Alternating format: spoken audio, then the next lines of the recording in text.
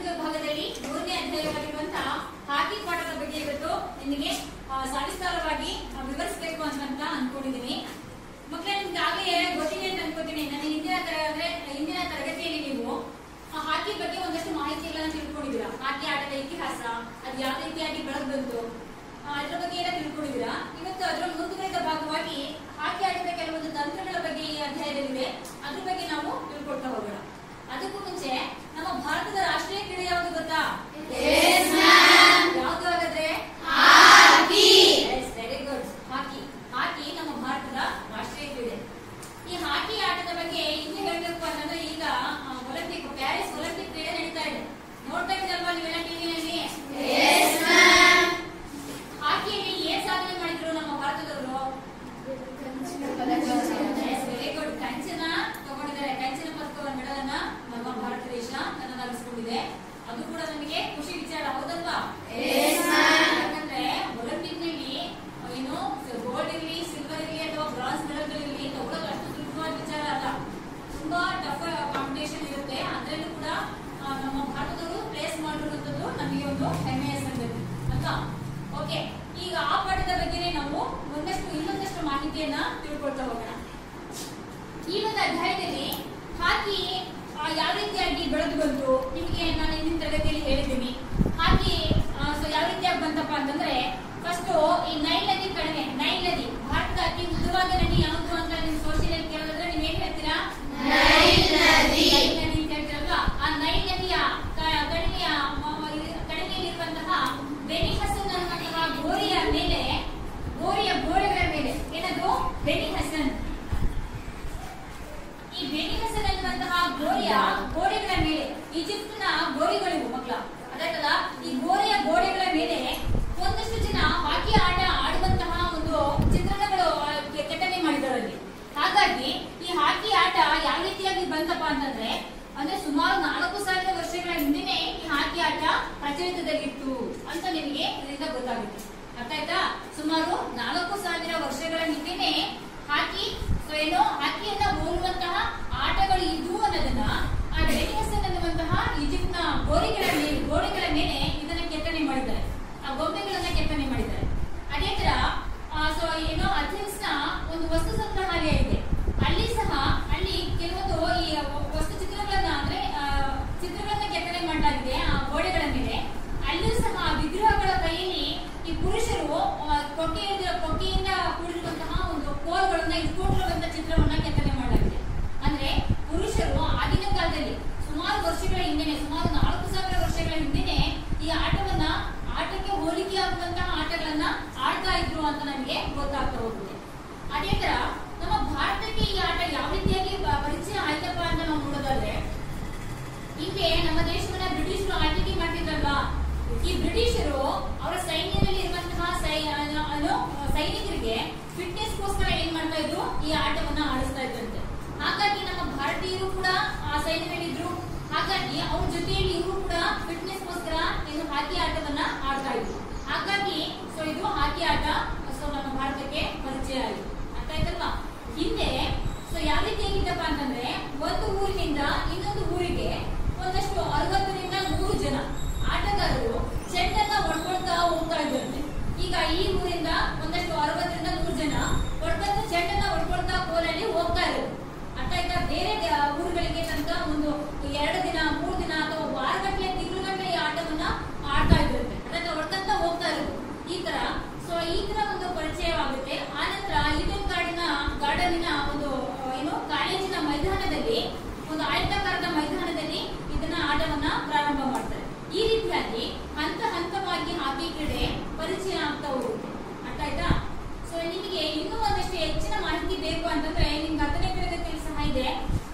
ನಮ್ಮಲ್ಲಿ ಎಷ್ಟು ಬಾರಿ ಟೋಕಿಯೋ ಒಲಿಂಪಿಕ್ ನಲ್ಲಿ ಮೊದಲ ಬಾರಿಗೆ ಹಾಕಿ ಕ್ರೀಡೆಯನ್ನ ಪರಿಚಯಿಸಲಾಗುತ್ತೆ. ನಂತರ ಕಂಟಿನ್ಯೂಸ್ ಆಗಿ 3 ಬಾರಿ ಹಾಕಿಯಲ್ಲಿ ಗೋಲ್ಡನ್ ಮೆಡಲ್ ಅನ್ನ ಒಲಿಂಪಿಕ್ ನಲ್ಲಿ ತಗೊಳ್ತಾರೆ. ಅದಾಯ್ತಲ್ಲ, ಅದಕ್ಕೆ ಆ ಹಾಕಿಯ ಗೋಲ್ಡನ್ ಯುಗ, ಸುವರ್ಣ ಯುಗ ಅಂತಾನೆ ಕರೀತಾರೆ ಮಕ್ಕಳು ಅದನ್ನ. ಅದಲ್ಲ, ಅದಕ್ಕೆ ನಮ್ಮ ಒಂದು ಹಾಕಿ ಆಟದ ಮೇಜರ್ ಧ್ಯಾನ್ ಚಂದ್ ಸಿಂಗ್ ಅವರನ್ನ ಏನಂತ ಕರೀತಾರೆ? ಅವರನ್ನ ಹಾಕಿ ಮಾಂತ್ರಿಕ ಅಂತಾನೆ ಕರೀತಾರೆ. ಅವರ ಒಂದು ಜನ್ಮದಿನ ಆಗಸ್ಟ್ 29 ನಾವು ರಾಷ್ಟ್ರೀಯ ಕ್ರೀಡಾ ದಿನವನ್ನಾಗಿ ಆಚರಣೆ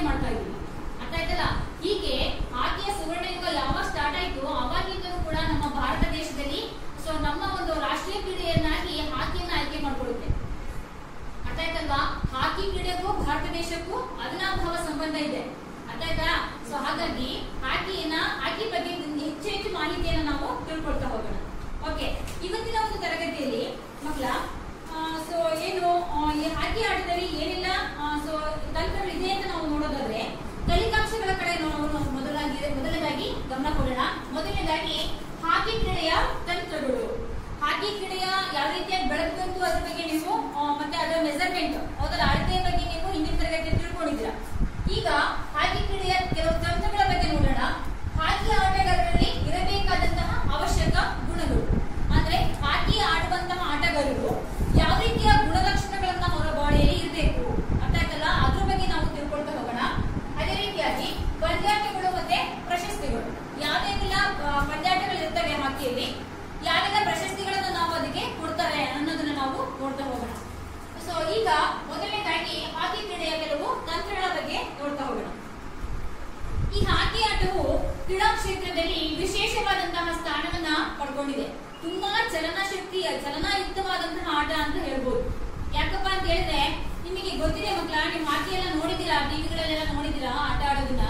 ಇದು ತುಂಬಾ ಏನೋ ಅಂದ್ರೆ ತುಂಬಾ ಆಕ್ಟಿವ್ ಆಗಿರುವಂತವ್ರು ಮಾತ್ರ ಆಡ್ಲಿಕ್ಕೆ ಸಾಧ್ಯ. ಯಾಕಂತಂದ್ರೆ ಓಡ್ತಾ ಇರ್ಬೇಕು, ಚಲನಾಯುಕ್ತ ಅಂತ ಹೇಳಿದ್ರೆ ಚಲನೆ ಅಂತಂದ್ರೆ ಯಾವಾಗಲೂ ಕೂಡ ರನ್ನಿಂಗ್ ಮಾಡ್ತಾ ಇರ್ಬೇಕು. ತುಂಬಾ ಅವರಿಗೆ ಏನಿರ್ಬೇಕು, ಕಷ್ಟ ಸಹಿಷ್ಣುತೆಯ ಗುಣ ಜಾಸ್ತಿ ಇರ್ಬೇಕು. ಕಷ್ಟವನ್ನ ಸಹಿಸಿಕೊಳ್ಳುವ ಶಕ್ತಿ ಅಂದ್ರೆ ಎಂಡ್ಯೂರೆನ್ಸ್ ಪವರ್ ಜಾಸ್ತಿ ಇರುವಂತವ್ರು ಹಾಕಿ ಆಟವನ್ನ ಆಡ್ತಾರೆ. ಕಾರಣ ಏನಪ್ಪಾ ಅಂದ್ರೆ ಅವರು ಬಗ್ಗೆ ಓಡ್ತಾರೆ, ಸ್ಟಿಕ್ಕಿನ ಹಿಡಿದು ಬಗ್ಗೆ ಡ್ರಿಬಲ್ ಮಾಡ್ಬೇಕು, ಅದನ್ನ ಹಾಕಿ ಬಾಲನ್ನ ಬಗ್ಗೆ ಡ್ರಿಬಲ್ ಮಾಡ್ತಾ ಓಡ್ತಾರೆ ಅವರು. ಹಾಗಾಗಿ ಅವರಿಗೆ ಕಷ್ಟ ಸಹಿಷ್ಣುತೆಯ ಗುಣ ಜಾಸ್ತಿ ಆಗಿರುತ್ತೆ. ಅದಕ್ಕೆ ಇದನ್ನ ತುಂಬಾ ಕ್ರಿಯಾಶೀಲವಾದ ಆಟ ಅಂತ ಕರೀತೀವಿ. ನಮ್ಮ ದೇಶದಲ್ಲಿ ವಿಶೇಷವಾದಂತಹ ಸ್ಥಾನವನ್ನ ಇದು ಪಡ್ಕೊಂಡಿದೆ. ಈ ಆಟವು ತನ್ನದೇ ಆದಂತಹ ರಾಷ್ಟ್ರೀಯ ಮಹತ್ವವನ್ನ ಹೊಂದಿದೆ. ಕೆಲವು ಅಂಶಗಳನ್ನ ಈಗಾಗಲೇ ಹಿಂದಿನ ತರಗತಿಯಲ್ಲಿ ನಾವು ತಿಳಿದಿದ್ದು, ಈ ಪಾಠದಲ್ಲಿ ಹಾಕಿ ಆಟಕ್ಕೆ ಸಂಬಂಧಿಸಿದ ಕೆಲವು ತಾತ್ವಿಕ ಅಂಶಗಳ ಬಗ್ಗೆ ನಾವು ತಿಳ್ಕೊಳ್ತಾ ಹೋಗೋಣ. ಓಕೆನಾ? ಈಗ ಮೊದಲನೇದಾಗಿ ಹಾಕಿ ಕ್ರೀಡೆಗಳಲ್ಲಿ ಕೆಲವೊಂದು ತಂತ್ರಗಳ ಬಗ್ಗೆ ನಾವೀಗ ನೋಡ್ತಾ ಹೋಗೋಣ. ಅಂದ್ರೆ ನಾವು ಹಾಕಿ ಆಟವನ್ನ ಗೆಲ್ಲಿಸಬೇಕು ಅಂತಂದ್ರೆ ಕೆಲವೊಂದು ತಂತ್ರಗಳನ್ನ ನಾವು ಸ್ಕಿಲ್ಗಳನ್ನ ನಾವು ಅಡಾಪ್ಟ್ ಮಾಡ್ಕೋಬೇಕಾಗುತ್ತೆ. ಅರ್ಥ ಆಯ್ತಾ? ಅಂದ್ರೆ ನಾವು ಕೆಲವೊಂದು ಈಗ ಹೇಗಪ್ಪ ಅಂತಂದ್ರೆ ಒಂದು ಸ್ಕಿಲ್ ಇದೆ ಮಕ್ಕಳ, ಔಟ್ ನಂಬರಿಂಗ್ ಅಂತ ಹೇಳ್ತೀವಿ ನಾವು. ಏನದು ಸ್ಕಿಲ್? ಔಟ್ ನಂಬರಿಂಗ್ ಅಂತ. ಅಂದ್ರೆ ಹಂಗಂದ್ರೆ ಏನಪ್ಪಾ ಅಂತಂದ್ರೆ ನಾವು ಓಡ್ತಾ ಇರ್ತೀವಿ, ಹೌದಾ? ಸೊ ನಮ್ಮನ್ನ ಗಾರ್ಡ್ ಮಾಡ್ತಾ ಇದ್ದಾರೆ. ನಾನೀಗ ಪುಷ್ ಮಾಡ್ಬೋದು, ಡ್ರಿಬಲ್ ಮಾಡ್ಬೋದು, ಪಾಸ್ ಮಾಡ್ಬೋದು, ಪುಷ್ ಮಾಡ್ಬೋದು, ಫ್ಲಿಕ್ ಮಾಡ್ಬೋದು, ಮತ್ತೆ ಸ್ಕೂಪ್ ಮಾಡ್ಬೋದು ಅನ್ನೋದ್ರಲ್ಲಿ ಸ್ಕಿಲ್ಗಳಿದ್ದಾವೆ. ಸ್ಕೂಪ್ ಅಂತಂದ್ರೆ ಏನು, ಫ್ಲಿಕ್ ಅಂತಂದ್ರೆ ಏನು? ಫ್ಲಿಕ್ ಅಂತ ಆಡ್ಸೋದು ಮೇಲಕ್ಕೆ, ಹೌದಲ್ಲ? ಕನಿಷ್ಠ ಅವರು 5 ಮೀಟರ್ ಅಂತರದಲ್ಲಿ ಇರಬೇಕು. ಅಂತ ಟೈಮಲ್ಲಿ ನಾವು ಈ ಫ್ಲಿಕ್, ಸ್ಕೂಪ್ ಅವೆಲ್ಲ ಮಾಡ್ತೀವಿ. ಈಗ ನಮ್ಮದೇ ಆದಂತಹ ಸಹ ಆಟಗಾರನಿಗೆ ನಾವು ಬಾಲನ್ನ ಪಾಸ್ ಮಾಡ್ಬೇಕಾಗುತ್ತೆ, ಡ್ರಿಬಲ್ ಮಾಡ್ಬೇಕು, ಇಲ್ಲ ಅಂತಂದ್ರೆ ಬಾಲನ್ನ ಪಾಸ್ ಮಾಡ್ಬೇಕು, ಹೌದಲ್ಲ? ಪಾಸ್ ಮಾಡೋ ಮಧ್ಯದಲ್ಲಿ ಬೇರೆಯವರು ಆಪೋನೆಂಟ್ ಅವ್ರು ಏನ್ ಮಾಡ್ತಾರೆ, ಬಾಲನ್ನ ಕಸ್ಕೊಂಡು ಅವರ ಅಧೀನ ತಗೊಳ್ತಾರೆ, ಹೌದಲ್ಲ? ಸ್ಟಿಕ್ ಬದಿಯಿಂದಲೇ ತಗೊಳ್ತಾರೆ. ಆತರ ಅವ್ರ ಕೈಗೆ ಹೋಗ್ದಿರೋ ಹಾಗೆ ನಾವು ಬಾಲನ್ನ ಪಾಸ್ ಮಾಡಿ ಈ ತರ ಆಟವನ್ನ ಗೋಲ್ ಅನ್ನ ಮಾಡ್ಬೇಕಾಗುತ್ತೆ, ಹೌದಲ್ಲ? ಸೊ ಅದಕ್ಕೋಸ್ಕರ ಇಲ್ಲಿ ಔಟ್ ನಂಬರಿಂಗ್ ಅಂದ್ರೆ ಏನಪ್ಪಾ ಅಂತಂದ್ರೆ ನಮ್ಮ ಕ್ಷೇತ್ರ, ನಾವು ಗೋಲ್ ಹೊಡೆಯುವಂತ ಕ್ಷೇತ್ರದಲ್ಲಿ ಬಾಲ್ ಇದೆ ಅಂತಂದಾಗ ನಾವು ಫಾಸ್ಟ್ ಆಗಿ ಎದುರಾಳಿ ಆಟಗಾರರು ಬರೋದಕ್ಕಿಂತ ಮುಂಚಿತವಾಗಿ ನಾವು ಹೆಚ್ಚಿನ ಸಂಖ್ಯೆಯಲ್ಲಿ ಅಲ್ಲಿ ಹೋಗಿ ಗೋಲನ್ನ ಗಳಿಸಲಿಕ್ಕೆ, ಅವರು ಬಾಲನ್ನ ಕಸ್ಕೊಳ್ಳೋದಕ್ಕಿಂತ ಮುಂಚೆ ಗೋಲನ್ನ ಹೊಡೆಯಲಿಕ್ಕೆ ಅನುಕೂಲ ಆಗುವ ಹಾಗೆ ಫಾಸ್ಟ್ ಆಗಿ ಆ ಪ್ಲೇಸ್ಗೆ ಹೋಗೋದು. ಇದಕ್ಕೆ ಔಟ್ ನಂಬರಿಂಗ್ ಅಂತ. ಹೆಚ್ಚಿನ ಸಂಖ್ಯೆಯಲ್ಲಿ ನಾವು ಫಾಸ್ಟ್ ಆಗಿ, ಅವರಿಗಿಂತ ಫಾಸ್ಟ್ ಆಗಿ ಚಲನಯುಕ್ತವಾಗಿ ಓಡೋಗಿ ಆ ಬಾಲನ್ನ ನಾವು ಏನ್ ಮಾಡ್ಬೋದು ಗೋಲ್ ಮಾಡ್ಬೋದು, ಹೌದಲ್ಲ? ಈಗ ಬಾಲನ್ನ ಕಸ್ಕೊಳಕ್ ಬಂದಿಲ್ಲ, ಅವರು ಕಡಿಮೆ ಇದ್ದಾರೆ, ಬಾಲ್ ಕಸ್ಕೊಳಕ್ ಆಗ್ತಿಲ್ಲ ಅವ್ರ ಕೈಲಿ ಅನ್ನೋ ನಾವೇ ಜಾಸ್ತಿ ಜನ ಇದೀವಿ ಅಂತಂದ್ರೆ ನಾವು ಈಸಿಯಾಗಿ ಗೋಲ್ ಮಾಡ್ಬೋದು. ಇಲ್ಲ ಅಂತಂದ್ರೆ ನಾವ್ ಏನ್ ಮಾಡ್ತಾರೆ, ಅವ್ರ ಕೋರ್ಟ್ಗೆ ಅಂದ್ರೆ ಅವರ ಗೋಲ್ ಪೋಸ್ಟ್ ಕಡೆಗೆ ಅವರು ತಗೊಂಡು ಹೋಗ್ತಾರೆ, ಬಾಲನ್ನ ಕಸ್ಕೊಳಕ್ ನೋಡ್ತಾರೆ, ಇವ್ರು ಗೋಲ್ ಹೊಡೆಯಕ್ಕೆ ಬಿಡೋದಿಲ್ಲ. ಹಾಗಾಗಿ ಇದಕ್ಕೆ ನಾವು ಔಟ್ ನಂಬರಿಂಗ್ ಅಂತ ಹೇಳ್ತೀವಿ. ನೋಡಿ, ಎಕ್ಸ್ಪ್ಲೈನ್ ಮಾಡ್ತೀನಿ ನಾನು. ಹಾಕಿ ಮತ್ತು ಇತರೆ ತಂಡದ ಪಂದ್ಯಾಟಗಳಲ್ಲಿ ಮುಖ್ಯವಾಗಿ ವಲಯಗಳು ಪ್ರಮುಖವಾಗಿ ಉತ್ತಮ ತಂತ್ರಗಾರಿಕೆ ರೂಪಿಸಿಕೊಂಡಿರುತ್ತವೆ. ಅಂದ್ರೆ ಆಟಗಾರರು ಪಂದ್ಯಾಟದ ಸಂದರ್ಭದಲ್ಲಿ ಈ ಅಂಶಗಳನ್ನ ಗಮನದಲ್ಲಿಟ್ಟುಕೊಂಡು ಈ ತಂತ್ರಗಳನ್ನ ಬಳಸಿದರೆ ವಲಯದ ಜಯದ ಹಾದಿ ಸುಲಭವಾಗ್ತದೆ. ಕೆಲವೊಂದು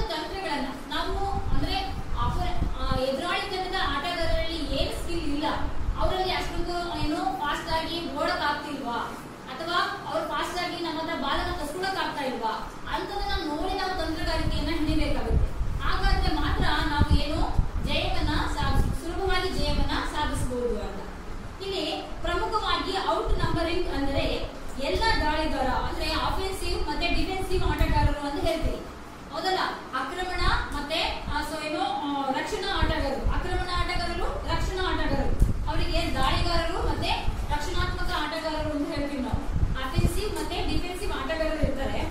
ಇವರು ಆಟಗಾರರಿಗಿಂತ ಅಂದ್ರೆ ಔಟ್ ನಂಬರಿಂಗ್ ಅಂದ್ರೆ ಎಲ್ಲಾ ದಾಳಿಗಾರ ಅಂದ್ರೆ ಅಫೆನ್ಸಿವ್ ಆಟಗಾರರು ರಕ್ಷಣಾತ್ಮಕ ಅಂದ್ರೆ ಡಿಫೆನ್ಸಿವ್ ಆಟಗಾರರಿಗಿಂತ ಹೆಚ್ಚಿನ ಸಂಖ್ಯೆಯ ದಾಳಿ ಮಾಡುವುದು ಒಂದು ಉತ್ತಮ ತಂತ್ರಗಾರಿಕೆ.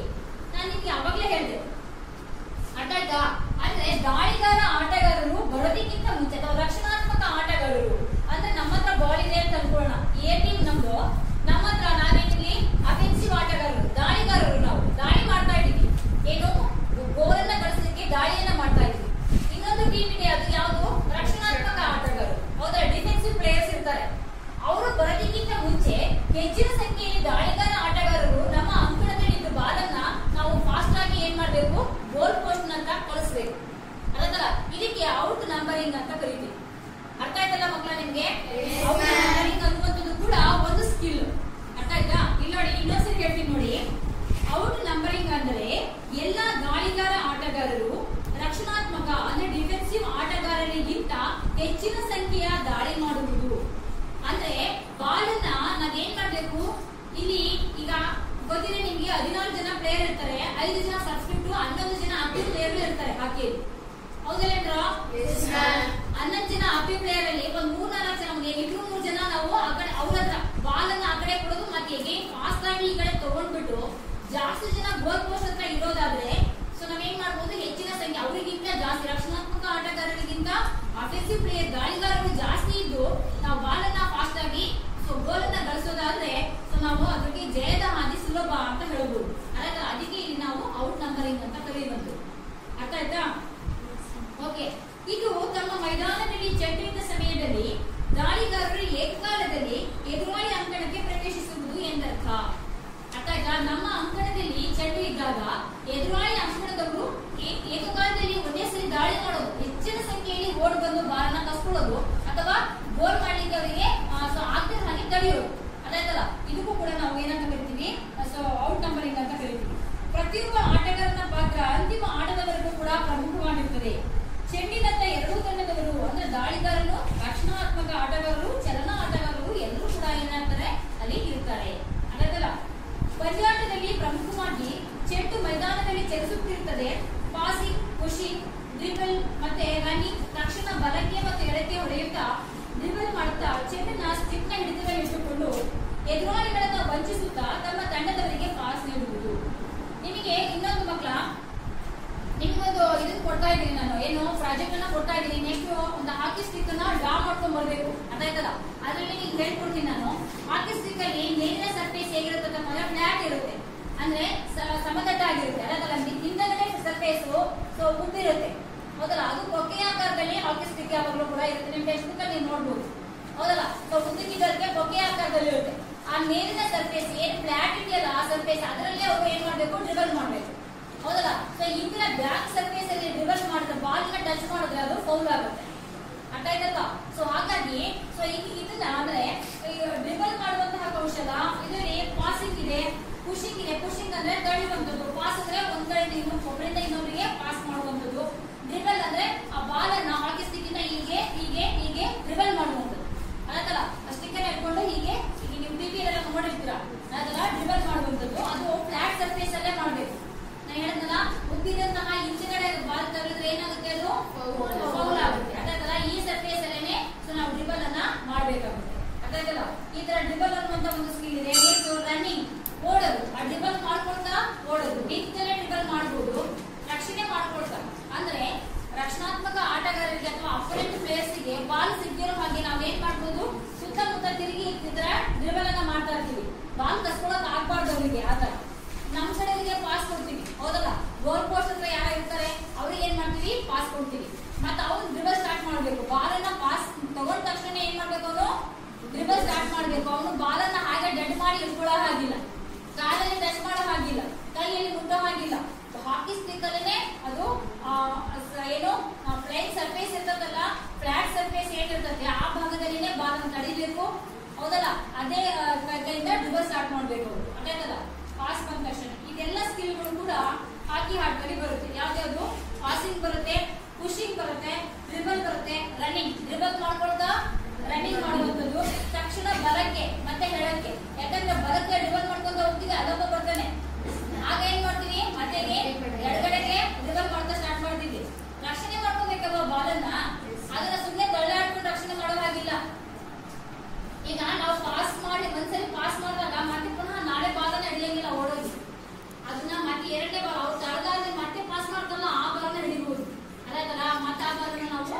ಸ್ಟಾರ್ಟ್ ಮಾಡಬೇಕು. ಈ ತರ ಎಲ್ಲ ಇರುತ್ತೆ ಮಕ್ಕಳ, ಅರ್ಥ ಆಯ್ತಾ? ಸೊ ಹಾಗಾಗಿ ಈ ಎಲ್ಲಾ ಸ್ಕಿಲ್ಗಳು ರನ್ನಿಂಗ್, ತಕ್ಷಣ ಬಲಕ್ಕೆ ಮತ್ತೆ ಎಡಕ್ಕೆ ಹೊಡೆಯುತ್ತಾ ಡ್ರಿಬಲ್ ಮಾಡುತ್ತಾ ಚೆಂಡನ್ನ ಸ್ಟಿಕ್ ನ ಹಿಡಿತದಲ್ಲಿ ಇಟ್ಟುಕೊಂಡು ಎದುರಾಳಿಗಳನ್ನ ವಂಚಿಸುತ್ತಾ ತಮ್ಮ ತಂಡದವರಿಗೆ ಪಾಸ್ ನೀಡುವುದು. ಅರ್ಥ ಆಯ್ತಲ್ಲ? ಈ ತರ ಅವರು ಏನ್ ಮಾಡ್ತಾರೆ, ಬಾಲನ್ನ ಎಡಗಡೆಗೆ ಬಲಗಡೆಗೆ ಎಲ್ಲ ಡ್ರಿಬಲ್ ಮಾಡ್ತಾ ಆ ಬಾಲನ್ನ ಏನ್ ಮಾಡ್ತಾರೆ, ತನ್ನ ಕಂಟ್ರೋಲ್ ನಲ್ಲಿ ಇಟ್ಕೊಳ್ತಾರೆ. ಅಂದ್ರೆ ಬೇರೆಯವ್ರು ಯಾರು ಕೂಡ ಆ ಬಾಲನ್ನ ಕಸ್ಕೊಳಕ್ ಆಗದಿರೋ ಹಾಗೆ ಅವ್ರು ಏನ್ ಮಾಡ್ತಾರೆ, ಆ ಬಾಲನ್ನ ಕಂಟ್ರೋಲ್ ಮಾಡ್ಕೊಳ್ತಾರೆ. ಅರ್ಥ ಆಯ್ತಲ್ವಾ? ಸೊ ಆತರ ಈ ತರ ಸೊ ಏನೋ ನಮ್ಮ ಕಂಟ್ರೋಲ್ ನಲ್ಲಿ ಇಡ್ತಾ ಪಾಸ್ ನೀಡ್ತಾರೆ. ಇಂತಹ ಸಂದರ್ಭದಲ್ಲಿ ಫ್ಲಿಕ್ ಅಥವಾ ಸ್ಕೂಪ್, ಪುಷ್, ಕಿಕ್ ಕೌಶಲ್ಯಗಳ ಮುಖಾಂತರ ಚೆಂಡನ್ನ ಅತಿ ವೇಗವಾಗಿ ಕಳಿಸುವುದು. ನಾನು ಅವಾಗಲೇ ಹೇಳ್ತಾ ಇದ್ದೆ ನಿಮ್ಗೆ, ಫ್ಲಿಕ್ ಅಂದ್ರೆ ಆರಿಸುವಂತದ್ದು. ಆ ಬಾಲನ್ನ ಈಗ ತುಂಬಾ ದೂರದಲ್ಲಿದ್ದಾರೆ ಮಕ್ಕಳ, ಅವ್ರು ಕನಿಷ್ಠ 3 ಮೀಟರ್ ಆದ್ರೂ ಕೂಡ ಏನೋ ದೂರದಲ್ಲಿ ಇರ್ಬೇಕು ಆಯ್ತಲ್ಲ, ಆಗ ಫ್ಲಿಕ್ ಅನ್ನ ಮಾಡ್ತಾರೆ. ಫ್ಲಿಕ್ ಅಂದ್ರೆ ಮೇಲಿಂದ ಬಾಲನ್ನ ಆರಿಸ್ತಾರೆ. ಅದನ್ನು ಕೂಡ ಹಾಕಿ ಸ್ಟಿಕ್ ಅಲ್ಲಿ ಹಿಡಿದು ತಡೆದ್ಬಿಟ್ಟು ಅದನ್ನ ಅವರು ಡ್ರಿಬಲ್ ಸ್ಟಾರ್ಟ್ ಮಾಡ್ತಾರೆ. ಇದು ಫ್ಲಿಕ್ ಇರುತ್ತೆ. ಸ್ಕೂಪ್ ಅಂತಾನು ಕೂಡ ಬಂದಿದೆ, ಅದು ಕೂಡ ಸೊ ಫಾಸ್ಟ್ ಆಗಿ ಫ್ಲಿಕ್ ಸ್ಕೂಪ್ ಮಾಡುವಂತದ್ದು ಆಯ್ತಲ್ಲ. ಇದನ್ನ ಹೆಚ್ಚಿನ ಅಂಶ ಸೊ ಗೋಲ್ ಹೊಡೆಯುವಂತ ಸಂದರ್ಭದಲ್ಲಿ ಈ ಒಂದು ತಂತ್ರಗಾರಿಕೆನ ಹೆಚ್ಚಾಗಿ ಮಾಡ್ತಾರೆ ಆಯ್ತಲ್ಲ, ಸ್ಕೂಪ್. ನೆಕ್ಸ್ಟ್ ಪುಷ್, ಪುಷ್ ಅಂದ್ರೆ ಪುಷ್ ಮಾಡುವಂತದ್ದು ಆಯ್ತಲ್ಲ, ಡ್ರಿಬಲ್ ಮಾಡಿದ್ರೆ ಪುಷ್ ಮಾಡುವಂತದ್ದು, ಹತ್ರದಲ್ಲಿದ್ದಾರೆ ಅವರಿಗೆ ಪುಷ್ ಮಾಡುವಂತದ್ದು, ಬಾಲನ್ನ ಪುಷ್ ಮಾಡ್ತಾರೆ. ನೆಕ್ಸ್ಟ್ ಹಿಟ್, ಕೆಲವು ಸರಿ ಏನಾಗುತ್ತೆ ಹಿಟ್ ಮಾಡ್ತಾರೆ. ಹಿಟ್ ಅನ್ನ ಹೇಳಿದ್ನಲ್ಲ, ಹೆಚ್ಚಿನ ಅಂಶ ಗೋಲ್ ಹೊಡೆಯುವಂತ ಸಂದರ್ಭದಲ್ಲಿ ಈ ಹಿಟ್ ಅನ್ನ ಮಾಡ್ತಾರೆ, ಹೌದಲ್ಲ? ಸೊ ಏನೋ ಜೋರಾಗಿ ಹಾಕಿ ಸ್ಟಿಕ್ ಇಂದ ಹೊಡೆಯುವಂತದ್ದು ಗೋಲ್ ಪೋಸ್ಟ್ಗೆ. ಅಲ್ಲಿ ಅವಾಗ ಫ್ಲಿಕ್ ಅವೆಲ್ಲ ಸೊ ಇದಾಗಲ್ಲ, ಅದಾಯ್ತಲ್ಲ, ಈಸಿಯಾಗಿ ಹೋಗೋದ್ರಿಂದ ಅದು ವರ್ಕೌಟ್ ಆಗಲ್ಲ. ಅಲ್ಲಿ ಹಿಟ್ ಅನ್ನ ಮಾಡ್ತಾರೆ. ಹಾಗಾಗಿ ಹಿಟ್ ಈ ಕೌಶಲ್ಯಗಳ ಮುಖಾಂತರ ಚೆಂಡನ್ನ ಅತಿ ವೇಗವಾಗಿ ಕಳಿಸುವುದು. ಅರ್ಥ ಆಯ್ತಾ? ನೋಡಿ ಎಷ್ಟೊಂದೆಲ್ಲ ಇದೆ ಹೇಳ್ಬೋದಾ? ಪಾಸಿಂಗ್ ಮಾಡುವಂತದ್ದು, ಪುಷಿಂಗ್ ಮಾಡುವಂತದ್ದು, ಡ್ರಿಬಲ್ ಮಾಡುವಂತದ್ದು, ಆಮೇಲೆ ಬ್ರೇಕ್ ಮಾಡುವಂತದ್ದು, ಸ್ಕೂಪ್ ಮಾಡುವಂತದ್ದು, ಆಮೇಲೆ ಹಿಟ್, ಹೌದಲ್ಲ? ಈ ಎಲ್ಲಾ ಕೌಶಲ್ಯಗಳನ್ನ ಬಳಸಿಕೊಂಡು ಸಮಯಕ್ಕೆ ಸಂದರ್ಭಕ್ಕೆ ತಕ್ಕನಾಗಿ ಈ ಎಲ್ಲಾ ಕೌಶಲ್ಯಗಳನ್ನ ಬಳಸಿಕೊಂಡು ಏನ್ ಮಾಡ್ತಾರೆ, ಬಾಲನ್ನ ಫಾಸ್ಟ್ ಆಗಿ ತಗೊಂಡೋಗಿ ಏನ್ ಮಾಡ್ತಾರೆ, ಗೋಲನ್ನ ಹೊಡಿಲಿಕ್ಕೆ ಪ್ರಯತ್ನ ಮಾಡ್ತಾರೆ ಆಯ್ತಲ್ಲ. ಈ ಎಲ್ಲಾ ತಂತ್ರಗಾರಿಕೆಗಳನ್ನ ಅವರು ಮಾಡ್ತಾರೆ. ಇದಿಷ್ಟು ಹಾಕಿ ಆಟದ ಇದೇನು ಹಾಕಿ ಕ್ರೀಡೆಯ ಕೆಲವು ತಂತ್ರಗಳು. ನಾನು ಇಷ್ಟು ತಂತ್ರಗಳ ಬಗ್ಗೆ ಈಗ ಎಕ್ಸ್ಪ್ಲೇನ್ ಮಾಡ್ತೀನಿ. ಇನ್ನು ಹಾಕಿ ಆಟಗಾರರಲ್ಲಿ ಇರಬೇಕಾದಂತಹ ಗುಣಲಕ್ಷಣಗಳ ಬಗ್ಗೆ ನೋಡ್ತಾ ಹೋಗೋಣ. ಓಕೆ, ಇಲ್ಲ ಮಕ್ಕಳ, ನಾನು ಇಷ್ಟು ತಂತ್ರಗಾರಿಕೆಗಳ ಬಗ್ಗೆ ನಿಮ್ಗೆ ಎಕ್ಸ್ಪ್ಲೇನ್ ಮಾಡಿದ್ವಿ. ಒಂದ್ಸರಿ ಇನ್ನೊಂದ್ಸರಿ ಗಮನಿಸಿ. ಪಾಸಿಂಗ್ ಅಂದ್ರೆ ಬಾಲನ್ನ ನಿಧಾನವಾಗಿ ಜೋರು ಫಾಸ್ಟ್ ಆಗಿ ನಮ್ಮ ತಂಡದ ಸಹ ಆಟಗಾರನಿಗೆ ನಾವು ಈಗ ನಮಗೆ ರಕ್ಷಣಾತ್ಮಕ ಆಟಗಾರ ಬಾಲನ್ನ ಕಸ್ಕೊಳ್ಳಿಕ್ ಬಂದ, ಅರ್ಥ ಆಯ್ತಾ? ಹಾಗಾಗಿ ಬಾಲನ್ನ ನಾನು ಏನ್ ಮಾಡ್ಬೇಕು, ಅವಾಗ ಪಾಸ್ ಮಾಡ್ಬೇಕು. ಹೆಚ್ಚು ಡ್ರಿಬಲ್ ಮಾಡ್ಕೊಂಡು ಕುತ್ಕೊಂಡ್ರೆ ಟೈಮ್ ಪಾಸ್ ಆಗಿ ಹೋಗುತ್ತೆ, ಹೌದಾ? ನಮ್ಮ ಒಂದು ಗೋಲ್ ಏನಿರುತ್ತೆ ಅಂತಂದ್ರೆ ನಾವು ಗೋಲ್ ಮಾಡೋದು, ಅದಾಗಲ್ಲ, ನಾವು ಏಕಾಗ್ರ ಮಾಡಿ ಗೋಲ್ ಮಾಡಿ ಪಾಯಿಂಟ್ ಅನ್ನ ಗಳಿಸೋದು, ಅಂಕವನ್ನ ಗಳಿಸೋದು ನಮ್ಮ ಒಂದು ಗುರಿಯಾಗಿರುತ್ತೆ. ಹಾಗಾಗಿ ಸೊ ಏನ್ ಮಾಡ್ತಾರೆ ಅಂತಂದ್ರೆ ಈ ಒಂದು ಪಾಸಿಂಗ್ ಅನ್ನ ಆಟದಲ್ಲಿ ಕೊಡ್ತಾರೆ. ಎದುರಾಳಿ ಆಟಗಾರ ಬಾಲನ್ನ ಕಸ್ಕೊಳ್ಳಿಕ್ಕೆ ಬಂದಾಗ ನಾವೇನ್ ಮಾಡ್ತೀವಿ, ನಮ್ಮ ಸಹ ಆಟಗಾರರಿಗೆ ಬಾಲನ್ನ ಪಾಸ್ ಕೊಡ್ತೀವಿ, ಹೌದಲ್ಲ? ಡ್ರಿಬಲ್ ಮಾಡ್ಬೇಕು, ಇಲ್ಲಾಂದ್ರೆ ಬಾಲನ್ನ ಪಾಸ್ ಕೊಡ್ಬೇಕು. ಹಾಗಾಗಿ ಪಾಸಿಂಗ್ ಅಂದ್ರೆ ಒಬ್ಬರಿಂದ ಮತ್ತೊಬ್ಬರಿಗೆ ನಮ್ಮ ಆಟಗಾರರಿಗೆ ಬಾಲನ್ನ ಜೋರಾಗಿ ಫಾಸ್ಟ್ ಆಗಿ ಕಳಿಸುವಂತದಕ್ಕೆ ಪಾಸಿಂಗ್ ಅಂತ ಕರೀತೀವಿ. ಪುಷಿಂಗ್ ಅಂದ್ರೆ ಇಲ್ಲೇ ಪಕ್ಕದಲ್ಲಿ ಇಟ್ಕೊಂಡಿದ್ದಾನೆ, ಜಾಸ್ತಿ ಹೋಗಿ ಡ್ರಿಬಲ್ ಮಾಡ್ಕೊಂಡು ನಿಂತ್ಕೊಳಕ್ ಆಗಲ್ಲ, ಇನ್ನ ಮೂವ್ಮೆಂಟ್ ಆಗಬೇಕು, ಅವನು ನಿಂತಲ್ಲೇ ಡ್ರಿಬಲ್ ಜಾಸ್ತಿ ಹೋಗಿ ಮಾಡ್ಕೊಂಡು ನಿಂತ್ಕೊಳಕ್ ಆಗಲ್ಲ, ಅದಕ್ಕೂ ಟೈಮ್ ಇರ್ತದಲ್ವಾ? ಹಾಗಾಗಿ ಏನ್ ಮಾಡ್ತಾನೆ, ಸಹ ಆಟಗಾರ ಇಲ್ಲೇ ಹತ್ರದಲ್ಲಿ ಇರ್ತಾರೆ, ಅವ್ನಿಗೆ ಪಾಸ್ ಕೊಡ್ತಾನೆ, ಹೌದಲ್ಲ? ಇನ್ ಬಾಲ್ ಬಿಟ್ಬಿಟ್ಟು ಇವನು ಏನ್ ಮಾಡ್ತಾನೆ, ಗೋಲ್ ಪೋಸ್ಟ್ ಹತ್ರ ಹೋಗಿ ನಿಂತ್ಕೊಳ್ತಾನೆ, ಅರ್ಥ ಆಯ್ತಲ್ಲ? ಪಕ್ಕದಲ್ಲಿ ಆಟಗಾರ ಇರ್ತಾನೆ, ಅವನಿಗೆ ಪಾಸ್ ಕೊಟ್ಟು ಪುಷಿಂಗ್ ಮಾಡಿ ಬಾಲನ್ನ ಪುಷ್ ಮಾಡಿ ಅಲ್ಲೋಗಿ ಅವನು ಗೋಲ್ ಪೋಸ್ಟ್ ಹತ್ರ ನಿಂತ್ಕೊತಾನೆ, ಇವನು ಅಲ್ಲಿಂದ ಅವನಿಗೆ ಪಾಸ್ ಕೊಡ್ತಾನೆ. ಅದಾದ ಈ ತರ ಒಬ್ಬೊಬ್ರು ಏನ್ ಮಾಡ್ತಾರೆ, ತಂತ್ರಗಾರಿಕೆಯನ್ನ ಹಿಡಿತಾರೆ. ಯಾರು ಚೆನ್ನಾಗಿ ಗೋಲ್ಗೆ ಹೊಡಿತಾರೆ ಅಂತವ್ರು ಕರೆಕ್ಟಾಗಿ ಗೋಲ್ ಪೋಸ್ಟ್ ಹತ್ರ ಹೋಗಿ ನೋಡ್ಕೊಡ್ತಾರೆ, ಅದಾಯ್ತಲ್ಲ? ಅವರಿಗೆ ಪಾಸ್ ಕೊಡ್ತಾರೆ. ಪಾಸ್ ಕೊಟ್ಟ ತಕ್ಷಣ ಅವ್ನು ಏನ್ ಮಾಡ್ತಾನೆ, ಹಿಟ್ ಮಾಡ್ತಾನೆ, ಅದಾಯ್ತಲ್ಲ? ಗೋಲ್ ಪೋಸ್ಟ್ಗೆ ಹಾಕ್ಬಿಡ್ತಾರೆ ಬಾಲನ್ನ. ಆತರ ಇದಕ್ಕೆ ಪುಷಿಂಗ್ ಅಂತ ಕರಿತೀವಿ. ಪಾಸಿಂಗ್ ಗೊತ್ತಾಯ್ತು, ಪುಷಿಂಗ್ ಅಂದ್ರೆ ಗೊತ್ತಾಯ್ತಲ್ಲ? ಅಲ್ಲೇ ಹತ್ರ ಇರುವಂತಹ ಆಟಗಾರನಿಗೆ ಪುಷ್ ಮಾಡುವಂಥದ್ದು, ಬಾಲನ್ನ ಜಸ್ಟ್ ಪುಷ್ ಮಾಡಿ ಅವನು ಗೋಲ್ ಪೋಸ್ಟ್ ಹತ್ರ ಹೋಗೋದಕ್ಕೆ ಪುಷಿಂಗ್ ಅಂತ ಕರಿತೀವಿ. ನೆಕ್ಸ್ಟ್ ಡ್ರಿಬಲ್, ನಾವಾಗಲೇ ಹೇಳಿದೆ. ಸೊ ಏನು ಹಾಕಿ ಸ್ಟಿಕ್ ಅಲ್ಲಿ ಏನು ಫ್ಲಾಟ್ ಸರ್ಫೇಸ್ ಇರುತ್ತೆ, ಸಮತಟ್ಟಾದ ಜಾಗ, ಹೌದಾ? ಆ ಫ್ಲಾಟ್ ಸರ್ಫೇಸ್ ಅಲ್ಲಿ ಬಾಲನ್ನ ಸೊ ಹೀಗೆ ಸುಮ್ಮನೆ ನಿಂತ್ಕೊಳ್ಳಂಗಿಲ್ಲ, ಬಾಲನ್ನ ತಡೆ ಹಿಡ್ಕೊಂಡು ನಿಂತ್ಕೊಳ್ಳಂಗಿಲ್ಲ, ಡೆಡ್ ಆಗೋ ಹಾಗಿಲ್ಲ ಬಾಲ್. ಅವನ ಹತ್ರ ಬಾಲ್ ಬಂದಿದ್ದ ತಕ್ಷಣ ಏನ್ ಮಾಡ್ಬೇಕು, ಅವನು ಡ್ರಿಬಲ್ ಸ್ಟಾರ್ಟ್ ಮಾಡ್ಬೇಕು, ಅದಾಯ್ತಲ್ಲ? ಅವನ ಬಗ್ಗೆ ಡ್ರಿಬಲ್ ಮಾಡ್ಬೇಕು, ಅದಾಯ್ತಲ್ಲ? ಡ್ರಿಬಲ್ ಸ್ಟಾರ್ಟ್ ಮಾಡೋದಕ್ಕೆ ಇದು ಡ್ರಿಬಲಿಂಗ್ ಅಂತ ಹೇಳ್ತೀವಿ, ಹೌದಲ್ಲ? ಬಾಲನ್ನ ಡ್ರಿಬಲ್ ಮಾಡದೆ ಸುಮ್ಮನೆ ಇಟ್ಕೊಂಡ್ರೆ ಬಾಲ್ ಡೆಡ್ ಆಗುತ್ತೆ, ಆಪೋನೆಂಟ್ ಅವರಿಗೆ ಬಾಲ್ ಹೋಗುತ್ತೆ, ಅರ್ಥ ಆಯ್ತಾ? ಹಾಗಾಗಿ ಈ ಡ್ರಿಬಲ್ ಕೌಶಲ್ಯವನ್ನ ನಾವು ಅನುಸರಿಸಲೇಬೇಕಾಗುತ್ತೆ. ಇದಕ್ಕೆ ನಾವು ಡ್ರಿಬಲಿಂಗ್ ಅಂತ ಕರಿತೀವಿ. Next running. ಡ್ರಿಬಲ್ ಮಾಡ್ತಾ ರನ್ನಿಂಗ್ ಮಾಡ್ಕೊಂತ ಹೋಗುದು. ಹಿಂಗ್ ಮಾಡ್ಕೊಂತ ಓಡ್ತಾರೆ ಅವರು. ಡ್ರಿಬಲ್ ಮಾಡ್ಕೊಂತಾನೆ ಬಗ್ಗಿ ಓಡ್ತಾರೆ. ನಮಗ್ಲೇ ಹೇಳಿದೆ, ಅದಕ್ಕೆ ಜಾಸ್ತಿ ಅವರಿಗೆ ಎಂಡ್ಯೂರೆನ್ಸ್ ಪವರ್ ಜಾಸ್ತಿ ಇರುತ್ತೆ. ಯಾಕಂತಂದ್ರೆ ಬಗ್ಗಿ ಓಡೋದು ಸುಮ್ಮನೆ ಉದ್ಘಾಟ ಕೆಲಸ ಅಲ್ಲ ಮಕ್ಕಳ. ಹೌದಲ್ಲ, ಅವರಿಗೆ ತುಂಬಾ ಏನಿರ್ಬೇಕು, ಸ್ಟ್ಯಾಮಿನಾ ಇರ್ಬೇಕು. ಎಂಡ್ಯೂರೆನ್ಸ್ ಪವರ್, ಕಷ್ಟ ಸಹಿಷ್ಣುತಾ ಪವರ್ ಗುಣಗಳು ಜಾಸ್ತಿ ಇರ್ಬೇಕು ಅವ್ರಿಗೆ. ಬಗ್ಗಿ ಆ ಬಾಲ್ನ ಡ್ರಿಬಲ್ ಮಾಡ್ಕೊಳ್ತಾ ಫಾಸ್ಟ್ ಆಗಿ ಓಡ್ತಾರೆ ಅವರು. ಹಾಗಾಗಿ ರನ್ನಿಂಗ್ ಕೌಶಲ್ಯನೂ ಕೂಡ ಇಲ್ಲಿ ಮುಖ್ಯವಾಗಿ ಬೇಕಾಗುತ್ತೆ. ನೆಕ್ಸ್ಟ್ ಫ್ಲಿಕ್ ಅಥವಾ ಸ್ಕೂಪ್ ಅಂತ ಹೇಳ್ತೀವಿ ನಾವು. ಫ್ಲಿಕ್ ಅಥವಾ ಸ್ಕೂಪ್ ಇದೆರಡು ಒಂದೇ ಸ್ಕಿಲ್. ಫ್ಲಿಕ್ ಅಂತಂದ್ರೆ ಹೇಳಿದ್ರೆ ನಾನು ತುಂಬಾ ದೂರದಲ್ಲಿ ಇರ್ತಾನೆ, ಮಧ್ಯದಲ್ಲೆಲ್ಲ ಏನು ರಕ್ಷಣಾತ್ಮಕ ಆಟಗಾರರು ತಡೆ ಹಾಕ್ತಾ ಇರ್ತಾರೆ. ಆಗ ನಾನು ಏನ್ ಮಾಡ್ಬೇಕು, ಕನಿಷ್ಠ ಪಕ್ಷ 3 ಮೀಟರ್ ಅಂತರದಲ್ಲಿ ಇದ್ರೆ ಅವರು ಫ್ಲಿಕ್ ಅನ್ನ ಮೇಲಿಂದ ಬಾಲನ್ನ ಆರಿಸೋದು ನಮ್ ಕಡೆಯವರಿಗೆ. ಅದೇ ತರ ಸೊ ನಮ್ ಕಡೆ ಎಲ್ಲಿ ಇರ್ತಾರೆ ಅವರ ಬ್ಯಾಟ್ ಸಹಾಯದಿಂದ ಆ ಬಾಲ್ ತಡೆದು ಸೊ ಡ್ರಿಬಲ್ ಸ್ಟಾರ್ಟ್ ಮಾಡ್ತಾರೆ. ಅಥವಾ ಈ ತಂತ್ರಗಾರಿಕೆಯನ್ನ ಮಾಡ್ತಾರೆ. ಆದ್ರೆ ಹತ್ರದಲ್ಲಿ ಇದ್ರೆ ಫ್ಲಿಕ್ ಅನ್ನ ಮಾಡೋ ಹಾಗಿಲ್ಲ. ಅದು ಅಪಾಯಕಾರಿ ಆಟ. ಯಾಕಂತಂದ್ರೆ ಹಾಕಿ ಸ್ಟಿಕ್ ಮತ್ತೆ ಹಾಕಿ ಬಾಲ್ ಎರಡು ಕೂಡ ತುಂಬಾ ಗಟ್ಟಿ ಇರುತ್ತೆ. ಹೌದಲ್ಲ, ಅದಕ್ಕೆ ಏನಾದ್ರೆ ಹೆಡ್ಡಿಗೆ ಅಥವಾ ತಲೆಗೆ ಏನಾದ್ರು ಹೊಡೆತ ಬಿದ್ದು ಅದೇನೋ ಆಯ್ತು ಅಂದ್ರೆ ತುಂಬಾ ಇಂಜುರಿ ಆಗುವಂತ ಚಾನ್ಸಸ್ ಇರುತ್ತೆ. ಹಾಗಾಗಿ ಅದಕ್ಕೆ ಕೆಲವೊಂದು ರೂಲ್ಗಳಿದೆ. ಯಾವ ಟೈಮಲ್ಲಿ ನಾವು ಫ್ಲಿಕ್ ಅನ್ನ ಮಾಡಬೇಕು, ಸ್ಕೂಪ್ ಅನ್ನ ಮಾಡಬೇಕು ಅನ್ನೋದು. ಅದರ ಫ್ಲಿಕ್ ಅಥವಾ ಸ್ಕೂಪ್ ಅಂದ್ರೆ ಏನು ಅಂತಂದ್ರೆ ಬಾಲನ್ನ ಹಾರಿಸುವಂತದ್ದು. ಗಾಳಿಯಲ್ಲಿ ಹಾರಿಸ್ತಾರೆ. ಹಾಕಿ ಸ್ಟಿಕ್ ಇಂದ ಜೋರಾಗಿ ಚುಮ್ತಾರೆ ಬಾಲನ್ನ. ಅದು ಮೇಲಾಶ್ ಹೋಗಿ ಸೊ ಬಾಲು ಬೀಳುತ್ತೆ. ಅದಲ್ಲ, ಹಾಗಾಗಿ ಈ ಸ್ಕಿಲ್ ತಂತ್ರಗಾರಿಕೆನ ತುಂಬಾ ದೂರದಲ್ಲಿದೆ. ಈಗ ನಮ್ಮ ಗೋಲ್ ಪೋಸ್ಟ್ ಆ ಕಡೆ ಇದೆ. ನಾವು ಇವರೇ ಗೋಲ್ ಪೋಸ್ಟ್ ಇಂದ ಬಾಲನ್ನ ಕಸ್ಕೊಂಡಿದೀವಿ.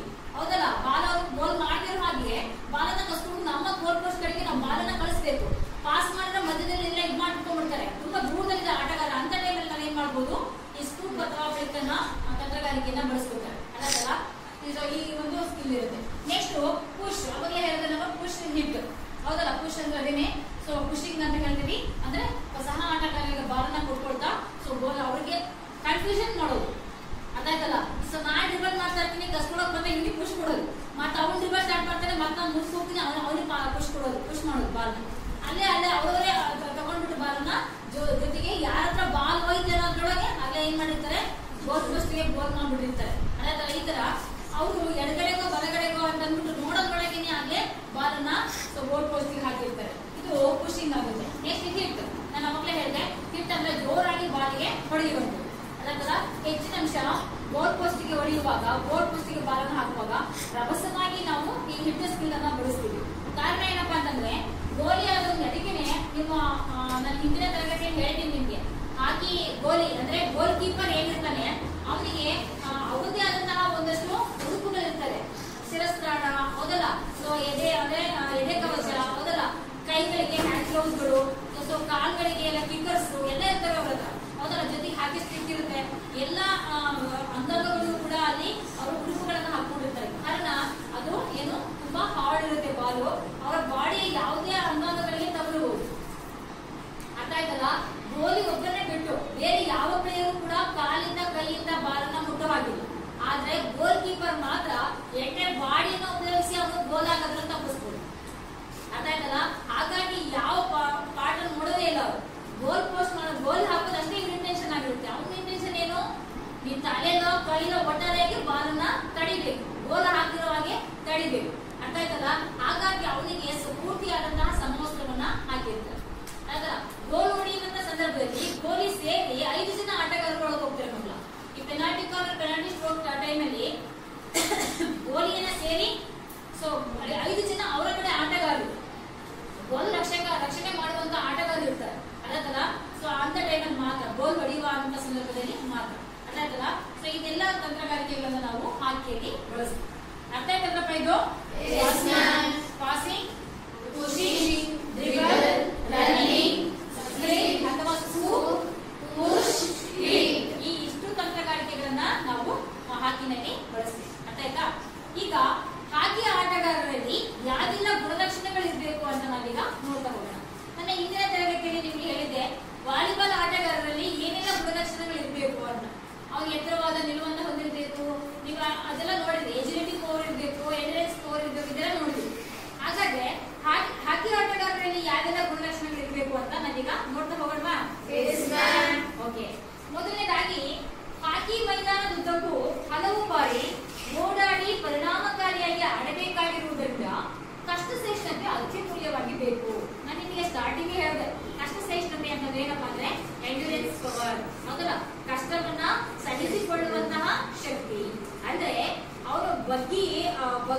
ಓಡ್ತಾನೆ, ಬಗ್ಗಿ ಓಡ್ತಾನೆ, ಹಾಕಿ ಸ್ಟಿಕ್ ಹಿಡ್ಕೊಂಡು ಸಹ ಓಡ್ತಾನೆ. ಅಷ್ಟು ಜನ 11 ಜನ ಪ್ಲೇಯರ್ಗಳು ಕೂಡ ತುಂಬಾ ಆಕ್ಟಿವ್ ಆಗಿರ್ತಾರೆ, ಹೌದಲ್ಲ. ಹೇಗಾದ್ರೂ ಮಾಡಿ ಗೋಲ್ ಅನ್ನ ಹೊಡಿಬೇಕು, ಪಾಯಿಂಟ್ ಅನ್ನ ಮಾಡ್ಕೋಬೇಕು ಅನ್ನೋದೇ ಎಲ್ಲರಿಗೂ ಇಂಟೆನ್ಷನ್ ಆಗಿರುತ್ತೆ, ಗುರಿ ಆಗಿರುತ್ತೆ. ಹಾಗಾಗಿ ಅವ್ರು ಏನ್ ಮಾಡ್ತಾರೆ, ಅಂಕಣದ ಉದ್ದಕ್ಕೂ, ಯಾಕಂತಂದ್ರೆ ನೋಡಿ 90.40 ಮೀಟರ್ ಲೆಂತ್ ಇರ್ತದೆ, 55 ಮೀಟರ್ ಬಿಡ್ತಿರ್ತದೆ ಮಕ್ಕಳ ಅದು ಅಂಕಣ, ಅರ್ಥಾಯ್ತಲ್ಲ. ಅಂದ್ರೆ ಆಯತಾಕಾರ ದೊಡ್ಡ ಅಂಕಣ ಅದು. ಆ ಅಂಕಣದ ಉದ್ದಕ್ಕೂ ಕೂಡ ಓಡಾಡ್ಕೊಂಡು ಅವರು ಆಟ ಆಡಬೇಕಾಗಿರೋದ್ರಿಂದ ಅವರಿಗೆ ಕಷ್ಟ ಸಹಿಷ್ಣುತಾ ಗುಣ ಹೆಚ್ಚಿಗೆ ಇರಬೇಕು, ಹೌದಲ್ಲ. ಅದ್ರಲ್ಲಿ ಎಂಡ್ಯೂರೆನ್ಸ್ ಪವರ್ ಜಾಸ್ತಿನೇ ಇರ್ಬೇಕಾಗುತ್ತೆ. ಇದು ಮೊದಲನೇ ಪಾಯಿಂಟ್, ಅರ್ಥಾಯ್ತಲ್ಲ. ಹಾಕಿ ಆಟಗಾರರಲ್ಲಿ ಎಂಡ್ಯೂರೆನ್ಸ್ ಪವರ್ ಜಾಸ್ತಿ ಇರಬೇಕು. ಓಕೆ, ಎರಡನೇ ಪಾಯಿಂಟ್ ಅನ್ನು ನೋಡೋಣ. ಎದುರಾಳಿಗಳ ಚಲನವಲನಗಳಿಗೆ ಅನುಗುಣವಾಗಿ ಚೆಂಡಿನ ಜೊತೆಗೆ ದಿಕ್ಕನ್ನು ಬದಲಿಸುವ ಅವಶ್ಯಕತೆ ಇರುವುದರಿಂದ ಚಪಲತೆ ಅವಶ್ಯಕ. ಕನ್ಫ್ಯೂಷನ್ ಮಾಡಬೇಕು, ಹೌದಲ್ಲ. ಮೊನ್ನೆ ನೀವು ಪ್ಯಾರಿಸ್ ಹಾಕಿ ಒಲಿಂಪಿಕ್ ಅನ್ನ ನೋಡಿದ್ರೆ ನಿಮ್ಗೆ ಅರ್ಥ ಆಗ್ತಿತ್ತು. 5 ಗೋಲ್ ಅನ್ನ ಕೊಡ್ತಾರೆ ಮಕ್ಕಳ, ಕೈ ಆದಾಗ ಕೈ ಆಗುತ್ತಲ್ಲ ಅವರಿಗೆ. ಸೊ 2 ಅಂಕಣ ಅಂದ್ರೆ 2 ಟೀಮ್ಗಳಿಗೆ ಸಮ ಪಾಯಿಂಟ್ಗಳು ಬಂದಾಗ 5 ಅಂದ್ರೆ ಗೋಲ್ ಹಾಕಲಿಕ್ಕೆ ಕೊಡ್ತಾರೆ. 5 ಏನು ಗೋಲ್ ಹೊಡಿಲಿಕ್ಕೆ 5 ಇದು ಕೊಡ್ತಾರೆ, 5 ಚಾನ್ಸ್ ಅನ್ನ ಕೊಡ್ತಾರೆ, ಹೌದಲ್ಲ. ಆ ಟೈಮಲ್ಲಿ ಸೊ ನಮಗೂ ಅವ್ರಿಗೂ ಕೂಡ ಎಷ್ಟೊಂದು ಕಷ್ಟ ಆಯ್ತು ಅಂತಂದ್ರೆ, ಸೊ ಯಾಕಪ್ಪ ಅಂದ್ರೆ ಇಬ್ರದ್ದು ಪಾಯಿಂಟ್ಗಳು ಸಮ ಆಗಿದೆ, ಹೌದಲ್ಲ. 5 ಗೋಲ್ ಅನ್ನ ಯಾರು ಸಕ್ಸಸ್ಫುಲ್ ಆಗಿ ಕಳಿಸ್ತಾರೆ ಅವರಿಗೆ ಅವ್ರು ವಿನ್ ಆಗ್ತಾರೆ, ಹೌದಾ. ಸೊ ಹಾಗಾಗಿ ಅವಾಗ ತಂತ್ರಗಾರಿಕೆ ನಾವು ತುಂಬಾ ಚೆನ್ನಾಗಿ ಇಂಡಿಯನ್ಸ್ ಹೇಳಬೇಕು. ನೋಡಿದ್ರೆ ನಿಮ್ಗೆ ಅರ್ಥ ಆಗ್ತಿತ್ತು, ಅರ್ಥಾಯ್ತಲ್ಲ. ಅವ್ರು ಏನ್ ಮಾಡ್ತಾರೆ ಅಂದ್ರೆ ಎಡಗಡೆಗೆ ಬಲಗಡೆಗೆ ಅವ್ರನ್ನ ಕನ್ಫ್ಯೂಷನ್ ಮಾಡ್ತಾರೆ. ಯಾರನ್ನ? ಗೋಲಿಯನ್ನ. ಗೋಲಿ ಒಬ್ಬರೇ ಇರ್ತಾನೆ, ಅದಾಯ್ತಲ್ಲ. 5 ಗೋಲ್ ಅನ್ನ ಕೊಟ್ರೆ ಪ್ರತಿ ತಂಡಕ್ಕೆ 5 ಗೋಲ್ ಕೊಡ್ತಾರೆ. ಯಾರಾದ್ರೂ ಒಬ್ಬ ಚೆನ್ನಾಗಿ ಗೋಲ್ ಮಾಡುವಂತವನು ಬಂದು ಗೋಲ್ ಹಿಡಿತಾನೆ, ಅದಾಯ್ತಲ್ಲ. ಆ ಗೋಲಿಂದ ಗೋಲಿ ಒಬ್ಬರೇ ಇರ್ತಾನೆ, ಆಗ 5 ಜನ ಆಟಗಾರರು ಇರೋದಿಲ್ಲ, ಅದಾಯ್ತಲ್ಲ. ಅಂತ ಟೈಮಲ್ಲಿ ಒಬ್ಬರೇ ಗೋಲಿನ ನಾವು ತಡಿಬೇಕು, ಇದನ್ನ ರಭಸನ ತಡ್ಕೋಬೇಕು. ಹಾಗಾಗಿ ಅವನನ್ನ ಕನ್ಫ್ಯೂಷನ್ ಮಾಡ್ಬೇಕು ಗೋಲಿಯನ್ನ. ಅವಾಗ ಏನ್ ಮಾಡ್ತಾರಪ್ಪ ಅಂದ್ರೂ ಲೆಫ್ಟಿಗೆ ಡ್ರಿಬಲ್ ಮಾಡ್ತಾ ಹೋಗ್ತಾನೆ, ಅವ್ನು ಲೆಫ್ಟಿಗೆ ಕೊಡ್ತಾನೆ, ಬಾಲ್ ಇಲ್ಲಿ ಗೋಲ್ ಮಾಡ್ಬಿಡ್ತಾನೆ, ಲೆಫ್ಟಿಗೆ ಕೊಡ್ತಾನೆ, ಸಡನ್ ಆಗಿ ರೈಟ್ ತಿರ್ಕೋತಾರೆ, ಸಡನ್ ಆಗಿ ಹಿಂಗ್ ತಿರ್ಕೊಂಡ್ಬಿಟ್ಟು ಮತ್ತೆ ಈ ಕಡೆ ಡ್ರಿಬಲ್ ಮಾಡ್ಕೊಂಡು ಮತ್ತೆ ಈ ಕಡೆ ಕಳಿಸ್ತಾನೆ. ಅಂದ್ರೆ ಅವ್ನು ಈ ಕಡೆ ಬರ್ತಾನೆ, ಬಾಲ್ ತಗೊಂಡು ಈ ಕಡೆ ಬರ್ತಾನೆ ಅಂತ ಅವ್ನು ಏನ್ ಮಾಡ್ತಾನೆ, ಬ್ಯಾಟ್ ಇಟ್ಕೊಂಡು ಈ ಕಡೆ ರೆಡಿ ಆಗ್ತಾನೆ. ಅವ್ನ ತಕ್ಷಣಕ್ಕೆ ಏನ್ ಮಾಡಿರ್ತಾನೆ, ಈ ಕಡೆ ಬಾಲ್ ತಗೊಂಡು ಸೊ ಗೋಲಿ ಹಾಕಿರ್ತಾನೆ, ಅದಾಯ್ತಲ್ಲ. ಈ ತರ ಅಂದ್ರೆ ಅವರಿಗೆ ಲೆಫ್ಟ್ ರೈಟ್, ಎಡಗಡೆ ಬಲಗಡೆ ಬಾಲ್ ಅನ್ನ ಫಾಸ್ಟ್ ಆಗಿ ಡ್ರಿಬಲ್ ಮಾಡಿ ಬಾಲ್ ಅನ್ನ ಕಂಟ್ರೋಲ್ ಮಾಡ್ಕೊಂಡು ಸೊ ಗೋಲ್ ಮಾಡ್ಬೇಕಂತ ತಂತ್ರಗಾರಿಕೆನೇ ಹಣಿಬೇಕಾಗಿರುತ್ತೆ, ಅದಾಯ್ತಲ್ಲ. ಆ ಒಂದ್ ಚಾನ್ಸ್ ಮಿಸ್ ಆಯ್ತು ಅಂತಂದ್ರೆ ಆಪೋನೆಂಟ್ ಒಂದ್ ಚಾನ್ಸ್ ಇದ್ದಂಗೆ, ಅದಾಯ್ತಲ್ಲ. ಇವರು 5 ಗೋಲ್ ಅನ್ನ ಕೊಟ್ಟಿರ್ತಾರೆ, 1 ಗೋಲ್ ಮಿಸ್ ಮಾಡ್ಕೊಂಡು ಕೂಡ ಅವ್ರು 5 ಗೋಲ್ ಹೊಡೆದ್ರೆ ಅವ್ರು ವಿನ್ ಆಗ್ತಾರಲ್ವಾ. ಸೊ ಹಾಗಾಗಿ ಸೊ ಇಂಥ ಟೈಮಲ್ಲಿ ತುಂಬಾ ಕೇರ್ಫುಲ್ ಆಗಿ ಆಟವನ್ನ ಆಡ್ತಾರೆ, ಅದಾಯ್ತಲ್ಲ. ಇಂಥ ಆಟಗಳನ್ನ ಆಡುವಂತ ಸಂದರ್ಭದಲ್ಲಿ ಏನಿರ್ಬೇಕಪ್ಪ ಅಂದ್ರೆ ಚಪಲತೆ, ಅಂದ್ರೆ fast movement, left right ball ಅನ್ನ ಕಂಟ್ರೋಲ್ ಮಾಡ್ಕೊಂಡು ಡ್ರಿಬಲ್ ಮಾಡುವಂತದ್ದು, ಜೋರಾಗಿ ಗೋಲ್ ಪೋಸ್ಟ್ ಅವರ ಒಂದು ಏನೋ ಗಮನವನ್ನ ಸೊ ಏನು ತಪ್ಪಿಸುವಂತದ್ದು, ಅವರಿಗೆ ಕನ್ಫ್ಯೂಷನ್ ಮಾಡುವಂತದ್ದು, ಅದಾಯ್ತಲ್ಲ. ಸೊ ಪ್ರಾಕ್ಸಿ ಅಂತ ಹೇಳ್ತೀವಲ್ಲ ನಾವು, ಅಂದ್ರೆ ಪ್ರಾಕ್ಸಿಕಲ್ ಮೆಥಡ್ ಅಂತ ಹೇಳ್ತೀವಿ ನಾವು ಬೇರೆ ಬೇರೆ ಆಟಗಳಲ್ಲಿ. ಪ್ರಾಕ್ಸಿಕಲ್ ಅಂತಂದ್ರೆ ಏನಪ್ಪಾ ಅಂದ್ರೆ ಅವರನ್ನ ಕನ್ಫ್ಯೂಷನ್ ಮಾಡೋದು, ಹೌದಾ. ಅವ್ನು ಲೆಫ್ಟಿ ಹೊಡಿತಾನೆ ಅಂತಂದ್ರೆ ಪೂರ್ತಿ ಬಾಲ್ ಲೆಫ್ಟಿ ತಗೊಂಡು ಹೋಗ್ತಾನೆ, ಸಡನ್ ಆಗಿ ರೆಡಿ ತಿರ್ಕೋತಾನೆ, ಮತ್ತೆ ಲೆಫ್ಟ್ ತಿರ್ಕೋತಾನೆ. ಈ ತರ ಕನ್ಫ್ಯೂಷನ್ ಮಾಡಿ ಏನ್ ಮಾಡ್ತಾನೆ, ಬಾಲನ್ನ ಸೊ ಗೋಲ್ ಪೋಸ್ಟ್ಗೆ ಹಾಕುವಂಥದ್ದು. ಈ ತಂತ್ರಗಾರಿಕೆಯನ್ನ ಸಹ ಎಣಿಬೇಕಾಗಿರುತ್ತೆ. ಅದಕ್ಕೆ 2ನೇ ಪಾಯಿಂಟ್ ಅಲ್ಲಿನ ಮಕ್ಕಳ, ಎದುರಾಳಿಗಳ ಚಲನವಲನಗಳಿಗೆ ಅನುಗುಣವಾಗಿ ಚೆಂಡಿನ ಜೊತೆಗೆ ದಿಕ್ಕನ್ನ ಬದಲಿಸುವ ಅವಶ್ಯಕತೆ ಇರುವುದರಿಂದ ಚಪಲತೆ ಅವಶ್ಯಕ, ಹೌದಲ್ಲ. ಅವರಿಗೆ ಚಪಲತೆ, ಈಸಿ ಫಾಸ್ಟ್ ಆಗಿ ಆ ಕಡೆ ಈ ಕಡೆ ಮೂವ್ಮೆಂಟ್ ಮಾಡುವಂತಹ ಚಪಲತೆಯ ಗುಣ ಆಟಗಾರನಲ್ಲಿ ಇರಬೇಕಾಗುತ್ತೆ. ಅದಾಯ್ತಲ್ಲ. ಫಾಸ್ಟ್ ಡಿಸಿಷನ್ ತಗೊಳ್ಳುವಂಥದ್ದು, ಅದಾಯ್ತಲ್ಲ. ಅವರನ್ನ ಕನ್ಫ್ಯೂಷನ್ ಮಾಡುವಂಥದ್ದು, ಅದಾಯ್ತಲ್ಲ. ಇದು 2ನೇ ಒಂದು. ಮೊದಲನೇದಾಗಿ ಎಂಡ್ಯೂರೆನ್ಸ್ ಪವರ್, 2ನೇದಾಗಿ ಚಪಲತೆಯ ಗುಣ, ಅದಾಯ್ತಲ್ಲ. ಸೊ ಈ 2 ಗುಣಗಳು. ನೆಕ್ಸ್ಟ್ 3ನೇ ಗುಣ, ಚೆಂಡನ್ನ ನಿಯಂತ್ರಣದಲ್ಲಿ ಇಟ್ಟುಕೊಳ್ಳಲು ಸೊ ಈ ಹೆಚ್ಚಿನ ಸಾಮರ್ಥ್ಯದ ಕಣ್ಣು ಹಾಗೂ ಕೈಗಳ ಸಂಯೋಜನೆ ಅವಶ್ಯಕ. ಇವರು ಫಾಸ್ಟ್ ಆಗಿ ಗಮನಿಸ್ತಾ ಇರಬೇಕು, ಅದಾಯ್ತಲ್ಲ. ಈಗ ಅವರು ಗೋಲನ್ನ ಅವರೇ ಹೊಡೆಯಕ್ಕೆ ಹೋದ್ರು ಕೂಡ ನಮ್ಮಲ್ಲಿ ಇರುವಂತಹ ಗೋಲ್ ಇರ್ಬೋದು, ಬೇರೆ ಆಟಗಾರ ಇರ್ಬೋದು, ಬಾಲನ್ನ ಯಾವ ರೀತಿಯ ಪಾತ್ರ ಕಸ್ಕೋಬೇಕು ಅಂತ ನೋಡ್ತಾ ಇರ್ಬೇಕು. ಅಥವಾ ನಮ್ಮ ಹತ್ರ ಬಾಲ್ ಇದೆ, ನಾವು ಯಾವ ರೀತಿಯಾಗಿ ಗೋಲ್ ಹಾಕ್ಬೇಕು, ಹೌದಲ್ಲ. ಕಣ್ಣು ಮತ್ತೆ ಕೈಗಳ ಒಂದು ಸಂಯೋಜನೆ, ಹೌದಲ್ಲ. ನರವ್ಯೂಹ ಸಂಯೋಜನೆ ಅಂತ ಕೂಡ ಹೇಳ್ತೀವಿ ನಾವು. ಅಂದ್ರೆ ಕಣ್ಣುಗಳು ಫಾಸ್ಟ್ ಆಗಿ ವರ್ಕ್ ಆಗ್ತಾ ಇರ್ಬೇಕು. ಯಾರತ್ರ ಬಾಲ್ ಇದೆ, ಎಲ್ಲಿಗೆ ಬಂತು ಫಾಸ್ಟ್ ಆಗಿ ಬಾಲು, ಹೌದಲ್ಲ. ನಾನ್ ಹೇಗೆ ಕಸ್ಕೊಳ್ಳೋದು, ನಾನ್ ಹೇಗೆ ಗೋಲ್ ಮಾಡೋದು, ಇಲ್ಲಿ ಯಾರು ಆಟಗಾರಿದ್ದಾರೆ, ಹೌದಲ್ಲ. ಸೊ ಅದನ್ನೆಲ್ಲದನ್ನು ಕೂಡ ತುಂಬಾ ಸೂಕ್ಷ್ಮವಾಗಿ ಫಾಸ್ಟ್ ಆಗಿ ಗಮನಿಸ್ತಾ ಇರ್ಬೇಕು, ಹೌದಲ್ಲ. ನನಗೆ ಮೈಯೆಲ್ಲ ಕಣ್ಣು ಅಂತ ಹೇಳ್ತೀವಲ್ಲ, ಆತರ ಹೆಂಗೆ ಸೊ ಶತಾಕ್ಷ ಅಂತ ಹೇಳ್ತೀವಿ